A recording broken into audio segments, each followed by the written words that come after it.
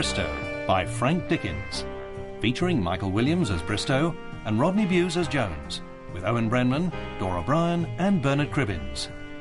When Melancholy Autumn Comes to Chester Perry.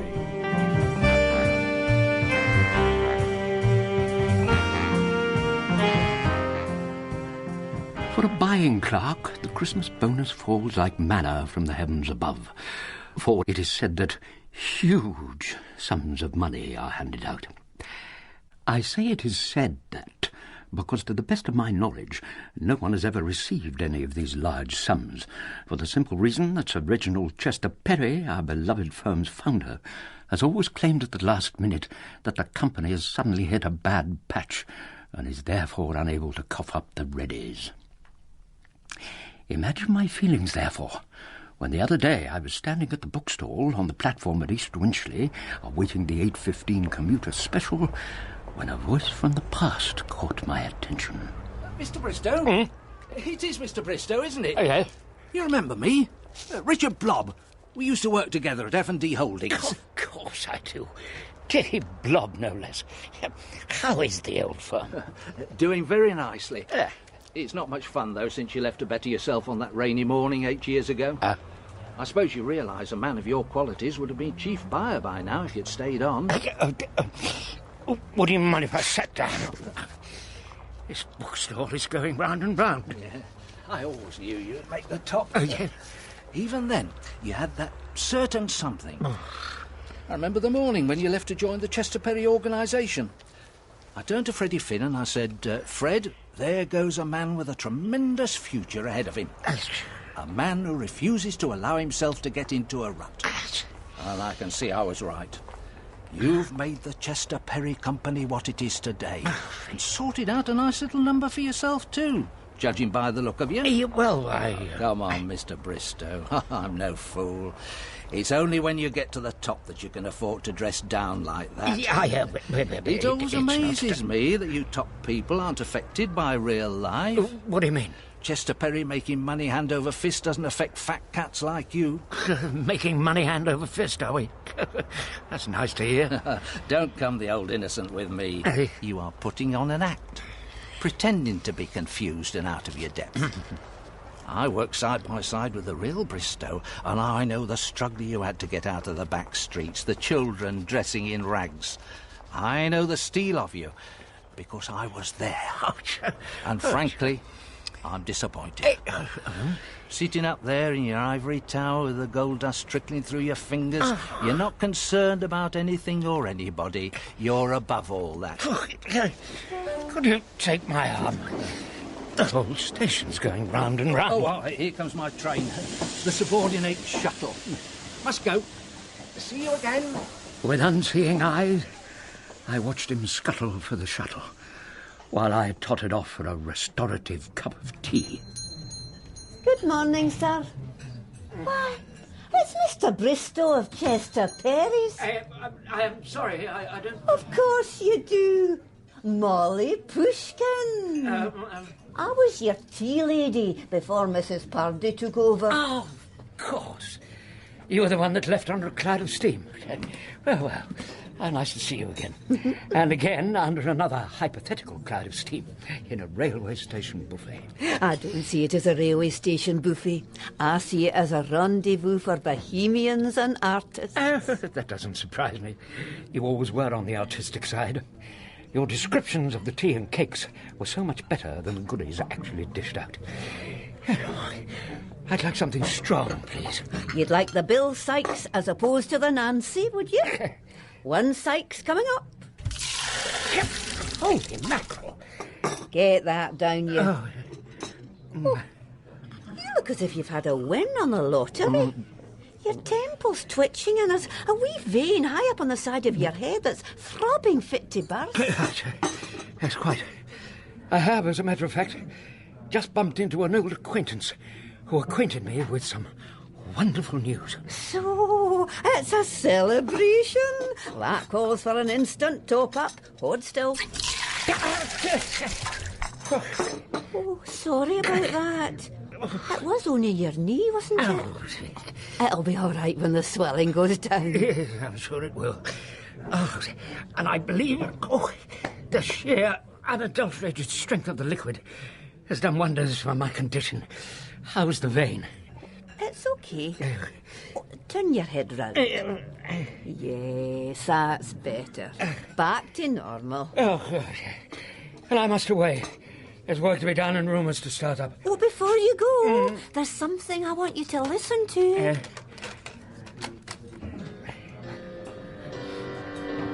Excuse me. Is there a doctor here? I've a speck of dust in my eye, and I wonder... Miss Golightly. It is Miss Golightly, isn't it? Oh, it's Mr. Bristow of buying. I'll turn it off, Molly. He works at my place. Miss Golightly, you were doing brief encounter. Of course we are. We do it every day. Sometimes you get someone, sometimes you don't. But surely every doctor worth his salt will be in his surgery or making house calls. You see what I mean, Molly? They're all like that at Chester Perry. They don't have to be doctors. It's a way of making friends and meeting people. Morning, Gloria. How's the eye? Perfectly all right, Jonathan. How kind it was of you to take so much trouble. It's no trouble. Can't stop today, I'm afraid. I'm late. Tomorrow. Good morning, Jonathan. Till tomorrow. Bye-bye. That was Jonathan. Is your name Gloria? Gloria Golightly? Funny, you don't look like a Gloria. You look more like a Joan. It's Jane, if you must know. Plain Jane. Much better. Suits you. Morning, Samantha. How's the eye? Perfectly all right, Rupert. How kind it was of you to take so much trouble. It was no trouble at all. The pleasure was all mine. I can't stop today, I'm afraid. I'm late. Tomorrow... Day after. Good morning, Rupert. That was Rupert. He called you Samantha. The time before it was Gloria. How many names have you got? How many fish in the sea, how many pebbles on the beach, how many grains of sand in the desert, or ripples in the stream. Holy mackerel. It's 10 to 9. That sounds like the 8:15 commuter special. Are you going my way, or are you staying on for some more of Noel Coward? I'll come with you. But only if you'll promise you'll keep your hands to yourself. Good grief.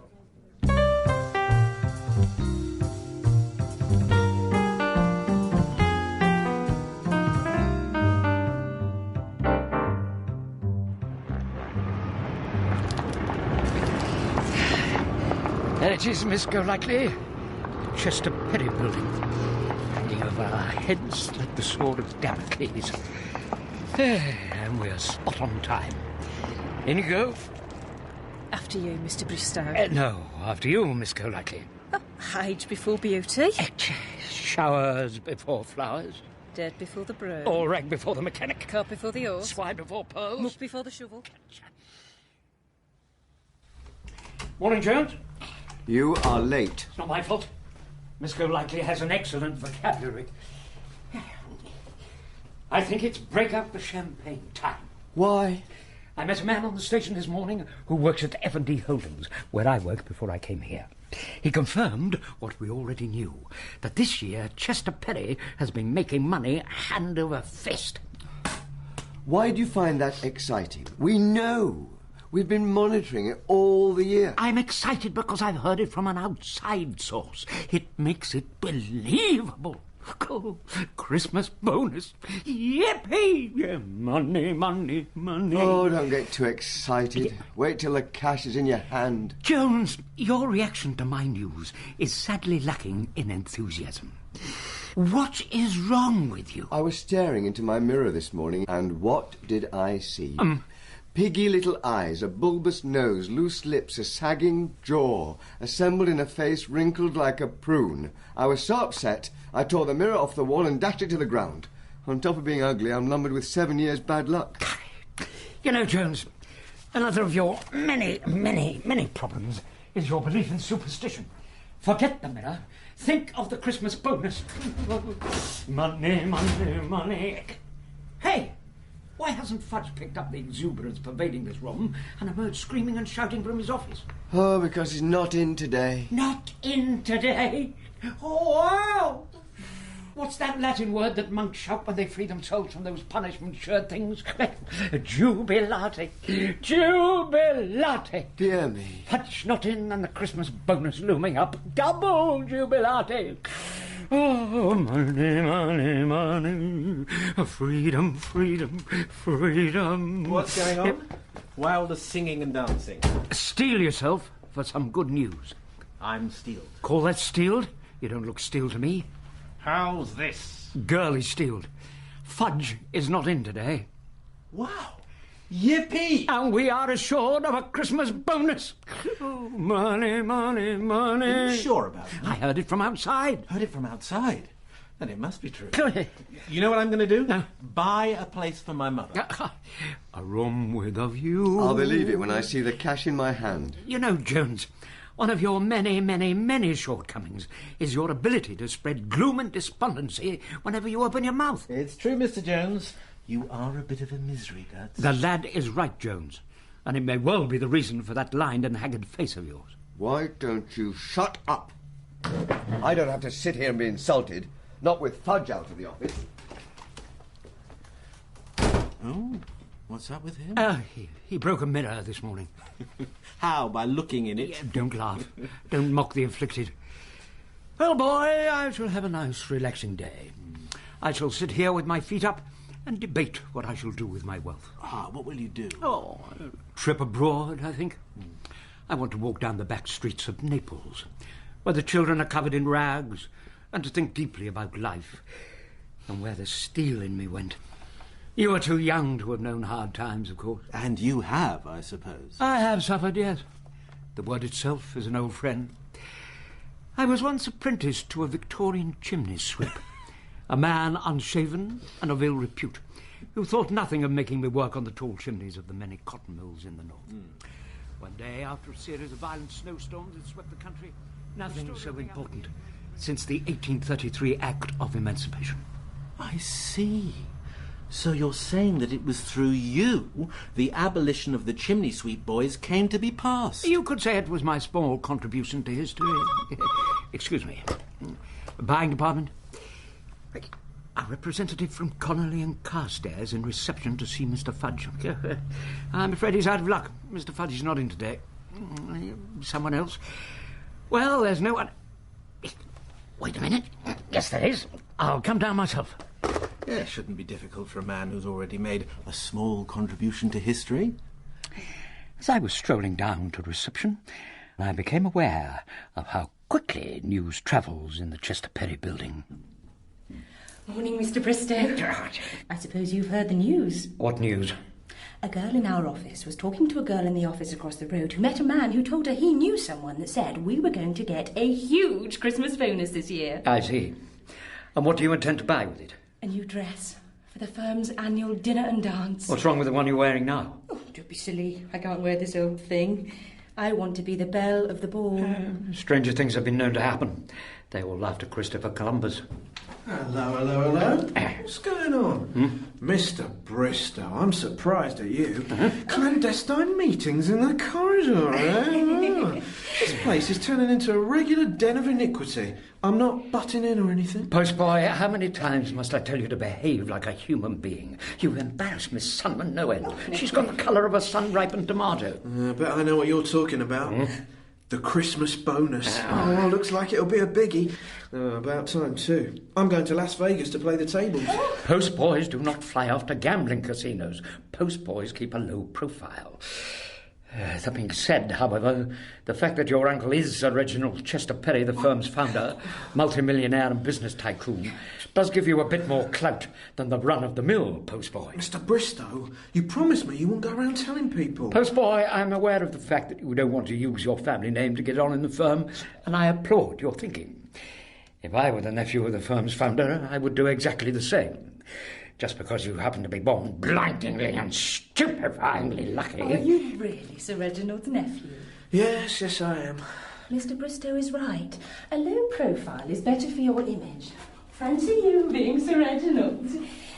How old are you, incidentally? Oh, good grief.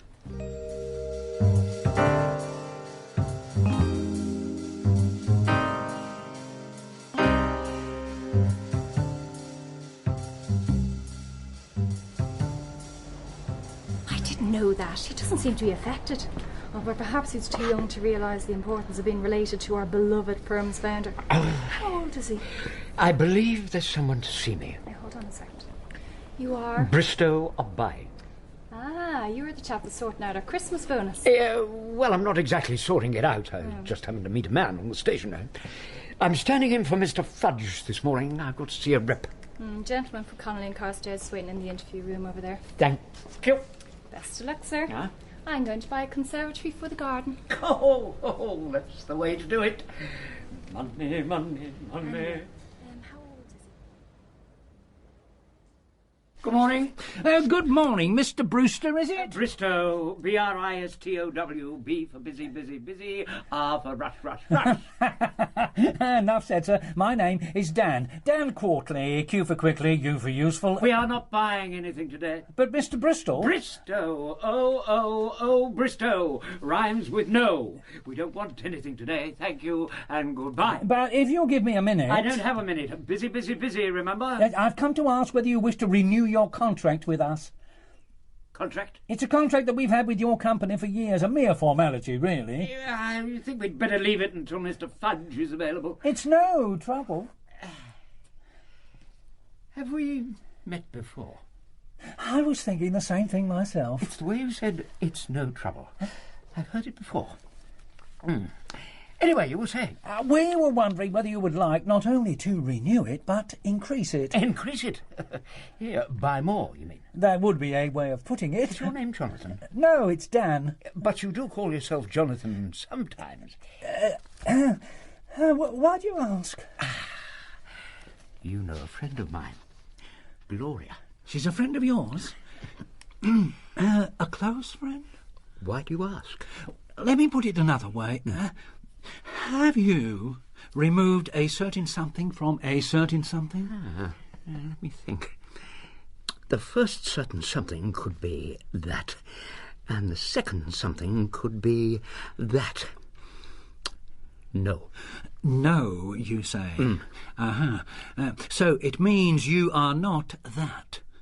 You are losing me. I have to level with you, Mr. Bristow. I'm a married man, you understand?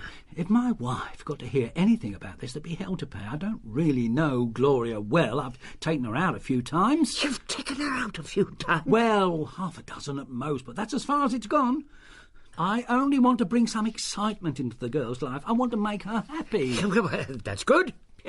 Because a happy worker is a better worker and will help boost the company's profits. And the bigger the profits, the bigger the bonus. Exactly, sir. And with increased production, more materials will be needed, and we will be only too happy to supply these needs. We want to help. Yes. So you'd like to renew the contract, boot up production? Yes. Yeah, we are with you all the way, backing you up with the goods so you can step up production with happy workers. Would you like to buy more of our state-of-the-art Clevis pins? Yes. Sign here. Money. Yeah, I suppose you'd like my home address. What for? I thought it was customary for representatives to have people's addresses, Christmas cards, etc. I think the firm donates to charitable institutions. Thank you very much. Oh.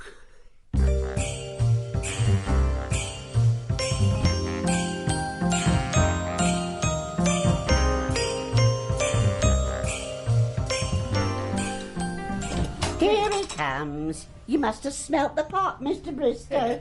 How does it feel to come back and find a nice cup of tea waiting for you? Home from home. Oh, Mrs. Purdy, you are a treasure. Mr. Hewitt was telling me about your life and death struggle with old Ironclad when you was a chimney sweep working the tall chimneys in the days of the cotton mills. And I was reminding him about the days when, equipped only with a Swiss Army penknife, you decided to take on Big Brown, the tallest and widest tree in the Yukon, when your friend Jack London caught his foot in one of the many roots laying just beneath a covering of light snow. Happy days long past and best forgotten. Hewitt, how good are you at judging ages? Not bad, why? Oh, give out that. What do you think of the oldest? The fairy cakes or the coconut macaroons? Oh, you cheeky monkey.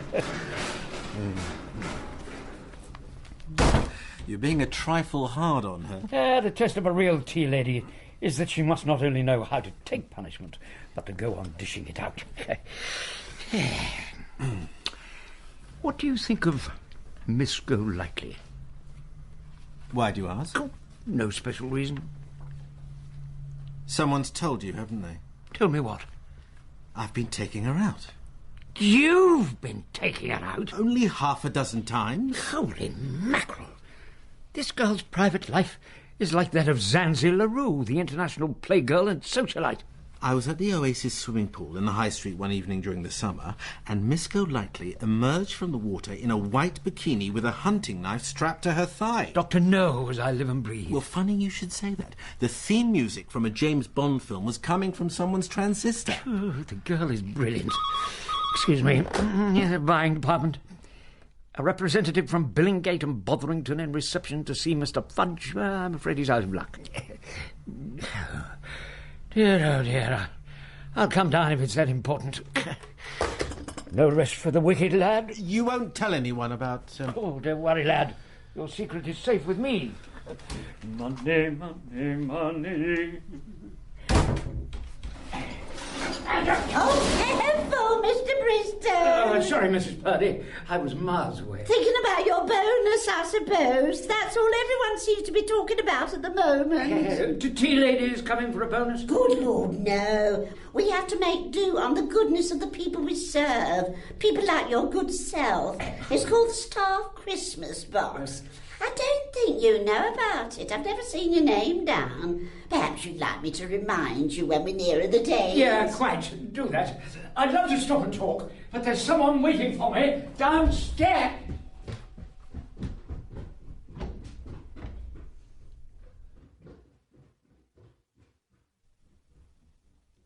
Good morning, Mr. Clement. Good morning, Mr. Fudge. And how fit you look. Been on holiday, I take it. Let me guess. Mauritius? Jamaica. And the same old handshake. There's no handshake quite like yours. I tell my customers, if you want to shake hands with someone, shake hands with Mr. Fudge of Chester Perry's. The reason I've called is because I'm being transferred to our American branch next year, and I wanted to check that our contract was being renewed so that I get the commish again. I'll have to give it some thought. Sorry to have brought you out here. Oh, it's no trouble at all. The pleasure was all mine. I seem to know that voice. Have we met before? I don't think so. I'm sure I would have remembered. Yet there is something familiar. Is your name Rupert, by any chance? No, it's Ernest. But you call yourself Rupert sometimes. Rupert? Yes. You call yourself Rupert sometimes. To some people. Well, it's possible. Yes, I would say it's possible. I'm a friend of Samantha's. Yeah, Samantha. I'm sorry. Did you say Samantha? Well, I'm sorry. I don't know a Samantha. Well, try again. Samantha.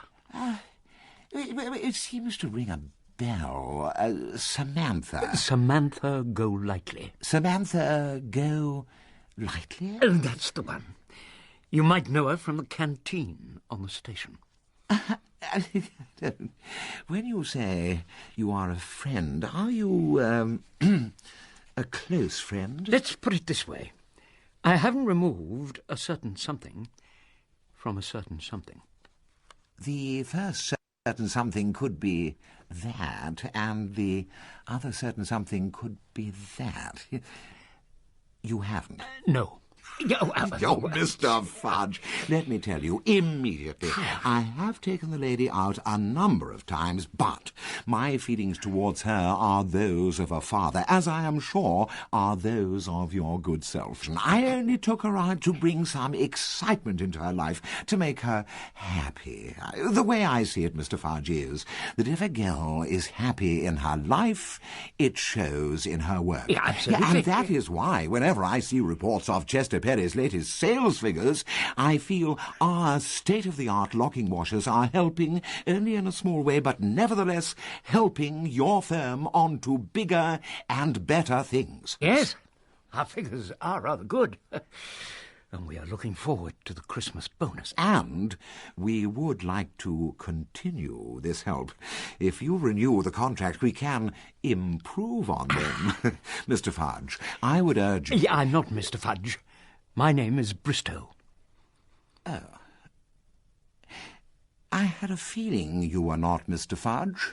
Your handshake has more of a wet lettuce feel about it. But you are in the buying department? 7 2/3 years. Yeah, I've heard of you. Your reputation grows daily. Well, Mr. Brewster, if you'd care to sign, here's a pen. And when your staff are raising their glasses over their Christmas lunches, I am sure that they will be toasting the health of the man who brought that meal to their table by means of that Christmas bonus. I suppose you'll be wanting my home address. Not specially. I'll be in America, remember.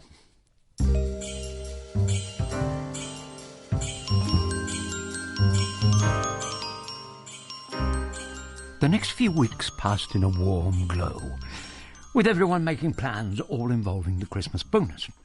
Miss Golightly provided me with food for thought.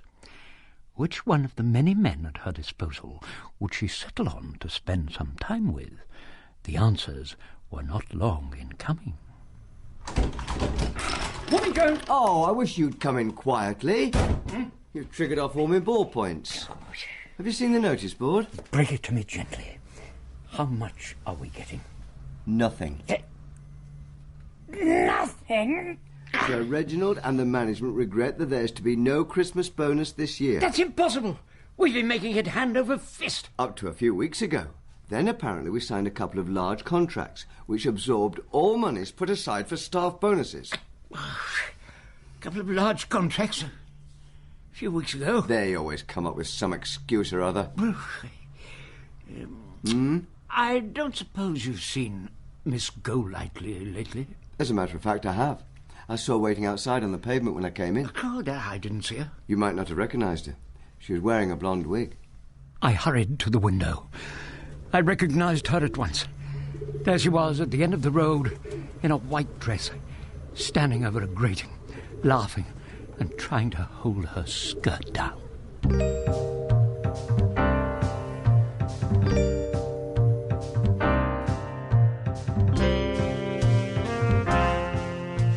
Bristow was written by Frank Dickens and featured Michael Williams as Bristow, Rodney Bewes as Jones, Owen Brenman as Hewitt, Dora Bryan as Mrs. Purdy, Bernard Cribbins as Quartley, Royce Mills as Clement, Lucy Ackhurst as Miss Golightly, Katie Odie as Miss Sunman, Sheila Reid as Molly, Norman Bird as Blob, Simon Schatzberger as the postboy, and Zena Eat as the receptionist.